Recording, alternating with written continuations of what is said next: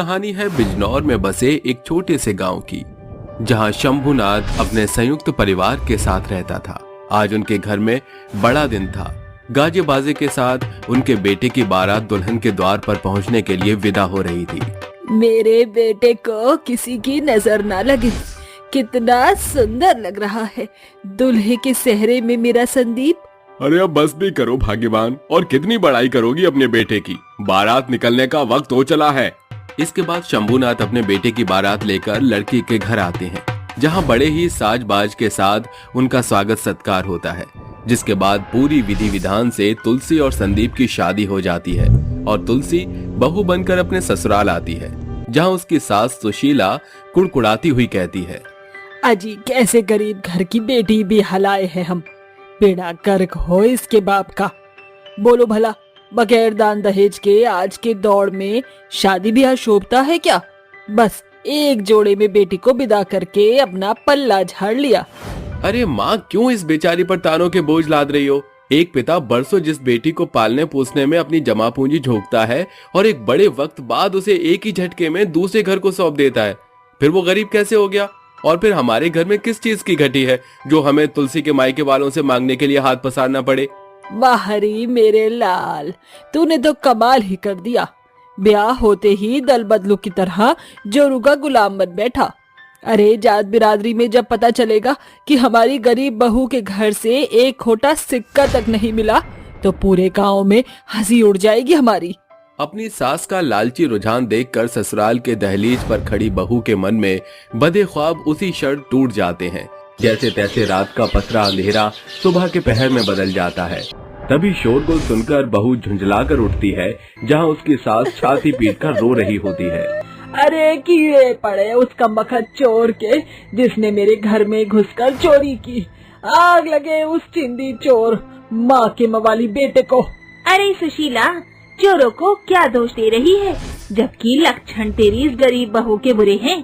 ससुराल में कदम पड़ते ही सारा सोना रुपया पैसे लुट गए। मंदा की मंथराई भरी बातों में आकर सास के गुस्से का गुबार बहू पर फूट पड़ता है और सभी के जाते ही वो बहू पर झपट पड़ती है। कुलक्षणी करम जली, निकल जा मेरे घर से। माँ, ये आप क्या कह रही हैं? भैया तुम बीच में मत पड़ो। इस अपशगुनी भाभी ने एक ही रात में हमें भिखारी बना दिया। एक इस मिट्टी के चूल्हे को छोड़कर चोर सब कुछ चुरा कर ले गए हैं। ऐसा गजब मत कीजिए माँ जी, मेरी जान ले लीजिए, मगर मुझे मायके मत भेजिए। मेरे गरीब बाबूजी ने पाई पाई जोड़कर मेरी शादी की है। अरे भाग्यवान, कैसी पत्थर दिल औरत हो तुम, जो अपनी गरीब बहू के गिड़गिड़ाने से भी तुम्हारा मन नहीं पसीज रहा। अरे तुम भी एक बेटी की माँ हो, छोड़ दो बेचारी को। ये चोरी नियति का बुरा लेख था जो हो गया। जैसे तैसे रात गुजरती है। बहू बचे खुचे राशन से ससुराल वालों के लिए चूल्हे पर खाना बनाती है। हे भगवान, ये तो थोड़ा सा ही खाना है, इसमें सभी की भूख कैसे मिटेगी? भगवान, मुझ गरीब बहू की लाज तेरे हाथों में है। जैसे तू द्वापर युग के दिनों में सुदामा का सहारा बना था, आज मुझ गरीब बहू की गुहार सुन ले, ताकि ये खाना कम न पड़े। इतना बोलकर बहू ससुराल के सभी सदस्यों को खाना परोसती है। खाने की उम्दा खुशबू से सभी के मन में घर में हुई चोरी की बात बिसर जाती है, जिसके बाद सभी चाव से खाना खाते हैं।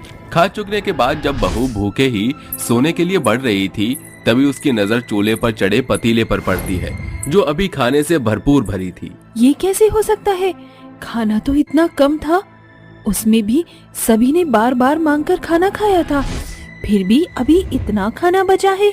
बहू के मन में बचे हुए खाने को देखकर खिटपिट शुरू हो जाती है। अगले दिन ननद खाने को लेकर बहू से नोक झोंक करने लगती है। जाने कैसी मनहूस भाभी आई है, जिसके आने के बाद चूल्हा जलने पर भी आफत पड़ गई। सालों से ऐसा पहली बार हुआ है जब हमारे घर का चूल्हा यूं उदास पड़ा है।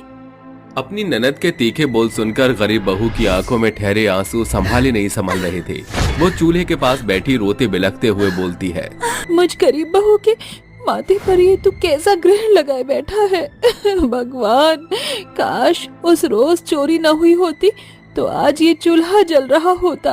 बहू के इतना बोलते ही चूल्हा जल उठता है। ये अचानक चूल्हा कैसे जल गया? कहीं ये चूल्हा जादुई चूल्हा तो नहीं बन गया? चूल्हे का जादुई अवतार जानने के लिए तुलसी चूल्हे पर खाली बर्तन चढ़ाकर बोलती है, अगर मेरा सोचा सच है, अगर तुम जादुई चूल्हा हो तो इसी क्षण ये खाली भगोना खिचड़ी से भर दो। गरीब बहू के इतना बोलते ही एक चकाचौंध चमक जादुई चूल्हे के चारों ओर घूमने लगती है, जिसके साथ भगोना खिचड़ी से भर जाता है, जिसे देखकर खुशी के मारे बहू का चेहरा खुशी से खिल उठता है।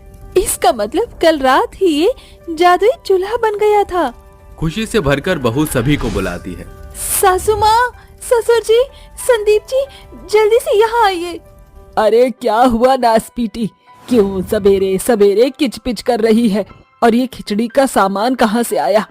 कहीं ऐसा तो नहीं कि ससुराल वालों के सामने मसीहा बनने की होड़ में बनिए की दुकान से राशन लूट आई है? नहीं माँ जी, ये खाना इस जादुई चूल्हे की देन है। क्या बकती है? अरे ये चूल्हा मैंने अपने हाथों से बनाया है, बरसों से फूंक रही हूँ ये चूल्हा। मुझे तो आज तक इसने फूटी कौड़ी तक नहीं दी, और तेरे लिए ये चूल्हा खाने का खजाना बन गया। माँ जी, आपको यकीन नहीं होता? ठीक है, मुझे बताइए इस पल कि आप क्या खाना चाहती हैं, मैं बनाती हूँ। आहा, हाथ में एक चवन्नी नहीं, ऐसे में कर सकेगी अपनी सास की फरमाइश पूरी? चल ठीक है, मुझे मालपुए खाना है, बना।